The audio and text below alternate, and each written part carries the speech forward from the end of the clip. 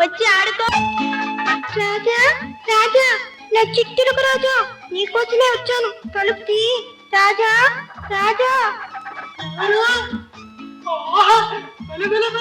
ఎంత అందంగా ఉన్నావు రాణి. నువ్వు మాత్రం అందంగా మన్మధుల్లా లేవు. బయటికి రా. నువ్వే లోపలికి రా, ఇద్దరు హాయిగా ఆడుకుందాం.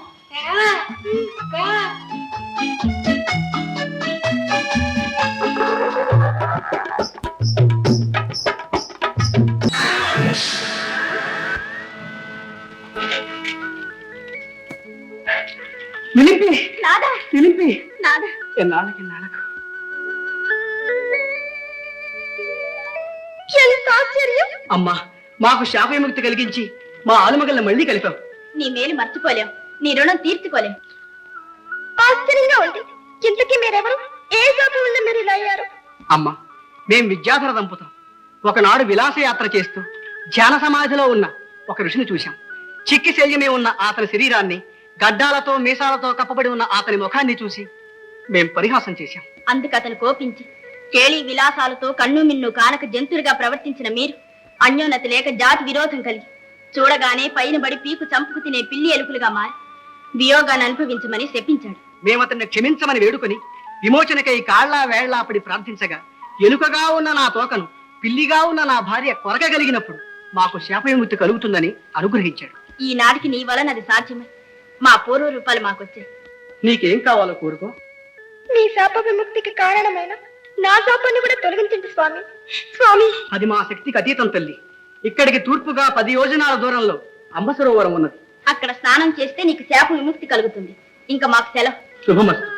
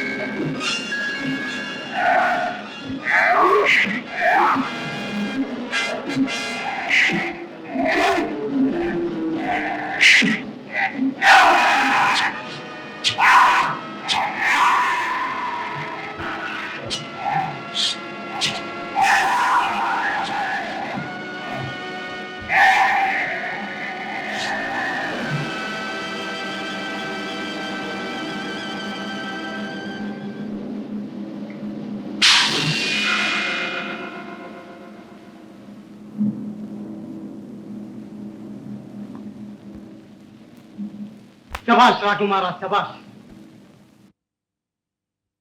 నీ చేతుల్లో నాకు విముక్తి లభించింది. చాలా సంతోషం. అయినా మాణిక్య వీణను మాత్రం ఆ రుద్రాక్షుడి చేతికి అందనివ్వు. ఇచ్చావా సర్వనాశనం తప్పదు. ఆ మాణిక్య వీణ కోసం వాడు తలక్రిందులా తపస్సు చేస్తున్నాడు. చాలా చిత్రంగా ఉంది. ఆ చిన్న వీణ కోసం మాంత్రికుడు అంత కష్టపడాలా? అవును, వాడు గురుద్రోహి. అది ఆ గురుదేవుల శాపం. రుధిరాక్షుడు శ్రద్ధానందుల దగ్గర శిష్యుడిగా చేరి మాయ విద్యలను అభ్యసించి ఒకనాడు తన సూక్ష్మ ప్రాణాన్ని మాణిక్య వీణలో పదిలపరిచి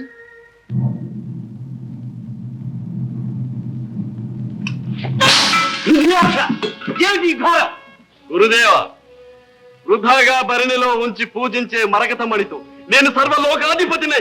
కృష్ణుడా, నేనేం చేస్తానో చూడు. నన్నేమీ చేయలేరు. గురుదేవ, మీ విద్యలన్నీ నాకు నేర్పారు. నా ప్రాణాన్ని మాణిక్య వీణలో భద్రంగా పొందుపరిచాను. నన్ను మీరు ఇంకేమీ చేయలేరు గురుదేవా. అవివేకి, అన్ని విద్యలు నేర్పాను, కానీ సర్వోత్కృష్టమైన తామసిని విద్య మాత్రం నీకు దత్తం చేయలేదు. విద్యేశక గురుదేవా, అదేమిటి? నీ వంటి గురుద్రోహులు ఉంటారని మాకు తెలుసు. విద్యేశక, ఈ గురుద్రోహి ప్రాణాలు ఉన్న మాణిక్య వీణను, ఈ మణిని సప్త సముద్రాల నడుమ మంజరీ దీవిలో భద్రంగా కాపాడు. తెలిసినదా? స్వామి, నాకెన్నాళ్ళి నరకబంధనం. వితీర్షక, యోగ్యుడైన మానవుడు నిస్వార్థంగా జీవకారుణ్య ప్రయోజనం కోసం ఈ మణిక ఏనాడు వస్తాడో ఆనాడు మీకు శాప విముక్తి కలుగుతుంది. ఉన్న వాటితో లేనిదాన్ని సాధించే ప్రజ్ఞ నాకు ఉంది.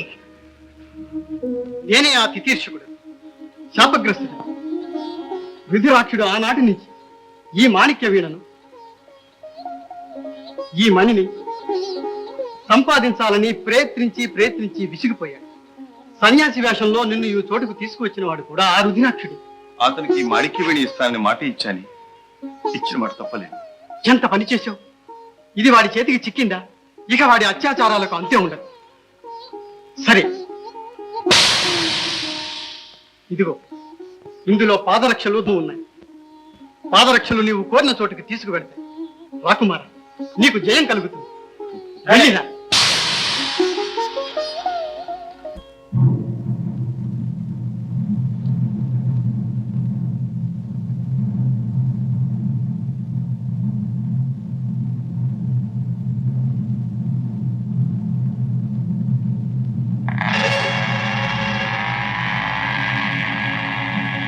రుచిరాక్ష, నువ్వెంతటి దుర్మార్గుడివైనా, ఎంతటి స్వార్థపరుడివైనా మరకతమని సాధించడంలో నాకు సహాయపడ్డావు.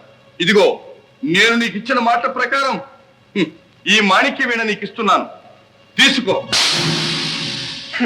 బుద్ధి కలిగి మసలు.